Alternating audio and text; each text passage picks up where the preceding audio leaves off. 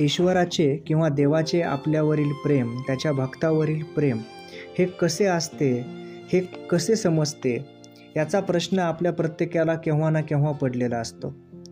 जेव्हा एखादा हरिभक्त किंवा जेव्हा एखादा भक्त तल्लीन होऊन त्याच्या ईश्वराची, त्याच्या देवाची भक्ती करत असतो, त्यावेळेस त्याचं मन एका विशिष्ट उंचीपर्यंत पोहोचलेलं असतं, एका विशिष्ट स्थानापर्यंत पोहोचलेलं असतं.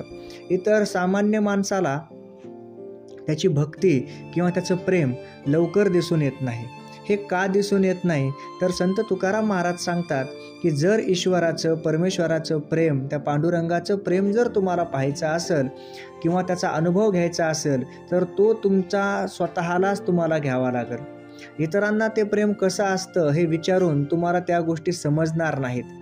त्यांच्या अभंगामधून ईश्वर भक्तीमध्ये किती श्रेष्ठता असते किंवा ईश्वर जेव्हा तुमच्यावर प्रेम करतो त्यावेळेस तुम्ही किती मोठे झालेला असतात हे सांगण्यासाठी ते त्यांचा एक अभंग सांगतात. त्या अभंगामधून ते या प्रेमाचं आणि पांडुरंगाचं, ईश्वराचं आपल्या भक्ताप्रती असलेलं प्रेम हे किती महत्त्वाचं आणि किती मोठं असतं याबद्दल सांगतात.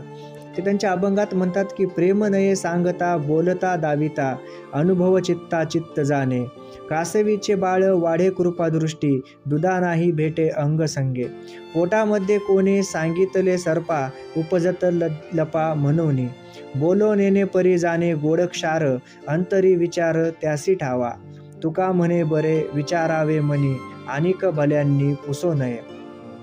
एवढ्या छान पद्धतीने संत तुकाराम महाराजांनी ह्या अभंगामधून 2-3 उदाहरणं आपल्याला देऊन अशा प्रकारे सांगितलेलं आहे की हे भक्तावरचं प्रेम ईश्वर कसा नेहमी करत असतो.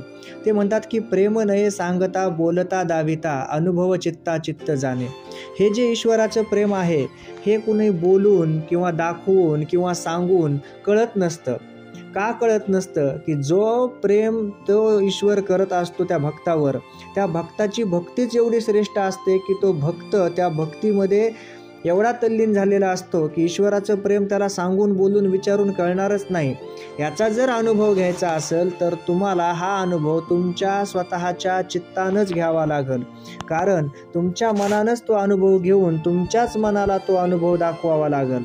तोपर्यंत तो अनुभव तुम्हाला समजणार नाही. त्यासाठी ते उदाहरण एवढं छान देतात. ते म्हणतात की कासवीचे बाळ वाढे कृपादृष्टी, दुधा नाही भेटे अंग संगे.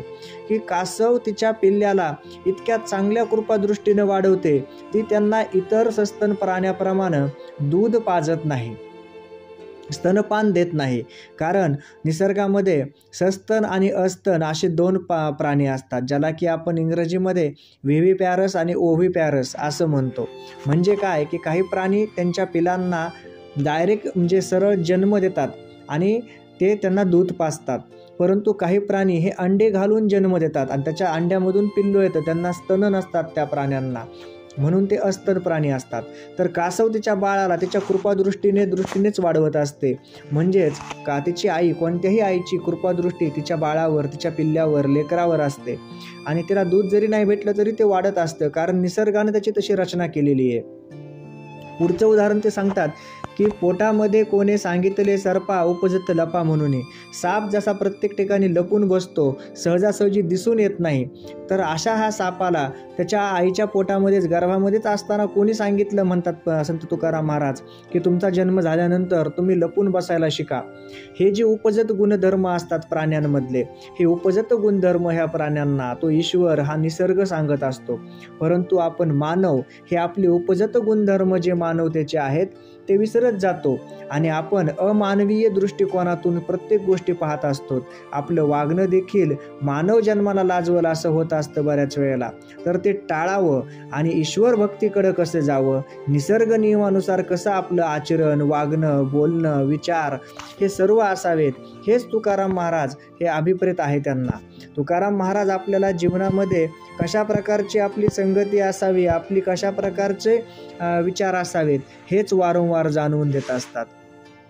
म्हणून ते म्हणतात की पोटामध्ये कोणी सांगितले सरपा, उपजत लपा म्हणून. लपा म्हणून त्यांना कोणीच सांगत नाही, तर हा निसर्ग शिकवत असतो. बोलो नेने परी जाणे गोड क्षार, अंतरी विचार त्यासी ठावा. एखादा माणसाला बोलता येत नसल तरी देखील त्याला गोड पदार्थ किंवा खारट पदार्थ यांची चव मात्र समजत असते. त्याला जरी ती सांगता आली नाही ही चव आपल्याला कशा प्रकारे ही गोड आहे का खारट आहे, तरी देखील त्याच्या मनाला ती चव बरोबर कळते की ही चव गोड आहे आणि ही चव खारट आहे. असंच आपलं असतं. जेव्हा आपण परमेश्वराच्या भक्तीमध्ये तल्लीन होतो तेव्हा आपल्याला इतरांना जरी ही भक्ती सांगता आली नाही की ह्याच्यामध्ये काय श्रेष्ठ आहे किंवा काय चांगलं आहे, परंतु आपल्याला स्वतःला ते उपभोगता आलं पाहिजे, आपल्याला स्वतःला ते अनुभवता आलं पाहिजे ईश्वरासोबतचं प्रेम किंवा ईश्वराची कृपादृष्टी, तरच आपला मानव जन्म हा सार्थकी लागत असतो. कारण इतरांना विचारून ह्या गोष्टी समजणारच नाहीत की ईश्वर कोण आहे आणि काय आहे. जोपर्यंत तुम्ही स्वतः त्या भक्तिमय वातावरणातून जाणार नाहीत, जोपर्यंत तुम्ही स्वतः त्या वातावरणामध्ये मिसळून राहणार नाहीत, तोपर्यंत तुम्हाला तो ईश्वर किंवा त्याच्याप्रती असलेली भक्ती, त्याच्याप्रती असलेलं प्रेम हे लवकर समजणारच नाही. म्हणून संत तुकाराम महाराज इथं सांगतात की बोलो नेने परी जाणे गोडक्षार, अंतरी विचार त्यासी ठावा. पुढे ते शेवटी असं सांगतात की तुका म्हणे बरे विचारावे मनी, आणिक भल्यांनी पुसो नये. म्हणजे तुकाराम महाराज म्हणतात की एखाद्या शहाण्या माणसांनी स्वतःच्या मनालाच ह्या सगळ्या गोष्टी विचाराव्यात, इतरांना विचारू नयेत. त्याच्यामध्ये भल्या माणसांनी की याच्यात ईश्वराचं प्रेम काय असतं किंवा कसं असतं. शहाण्या माणसांनी स्वतः ओळखावं, इतरांना विचारत बसू नये आणि ह्यासाठी स्वतः त्याचा अनुभव घ्यावा. जोपर्यंत तुम्ही स्वतः ईश्वराचा अनुभव घेणार नाहीत तोपर्यंत तुम्हाला ईश्वराची जाणीव होणार नाही, आणि जोपर्यंत ईश्वराची जाणीव होणार नाही, ह्या सृष्टीची जाणीव होणार नाही, तोपर्यंत मानव म्हणून तुम्ही सार्थकी लागणार नाहीत. कारण नैसर्गिक जीवन जगताना, निसर्गाचे नियम पाळताना, देवभक्ती करताना आपल्याकडून कधीही चुका होऊ नयेत अशीच एक अपेक्षा असते. ही देवभक्ती तुम्हाला नेहमी वाईट मार्गामधून चांगल्या मार्गाकडे घेत राहते. जेव्हा जेव्हा तुम्ही चुकत असताल तेव्हा तेव्हा तो ईश्वर तुमच्या पाठीशी राहून, किंबहुना बऱ्याच वेळेस तुमच्या समोर राहून तुमच्यावरचे दुःख तो झेलत असतो आणि तुम्हाला मात्र सुखरूप ठेवत असतो. कारण त्याच देवाला वाटते की त्याच्या भक्तावर देखील कसल्याच प्रकारच्या अडचणी येऊ नयेत. कारण जर अडचणी भक्तावर आल्या तर त्या देवावर आल्यासारख्या होतील. कारण त्याची जी भक्ती असते ते भक्तीचं फळ, भक्तीचा आशीर्वाद म्हणून किंवा भक्तीचा प्रसाद म्हणून ईश्वर आपल्या भक्ताची सदैव त्याची राखण करत असतो, सदैव त्याला कोणत्याही अडचणीमधून वाचवत असतो. कारण ईश्वर आणि भक्त ह्या दोघांचं नातंच एका विशिष्ट लेवलचं असतं, एवढं घनिष्ठ झालेलं असतं की हे दोघं एकमेकाला समरूप होऊन गेलेले असतात. म्हणूनच म्हणतात की भगत बिना कुछ भी नहीं है, भगत है जिसकी शान, भगत के बस में है भगवान.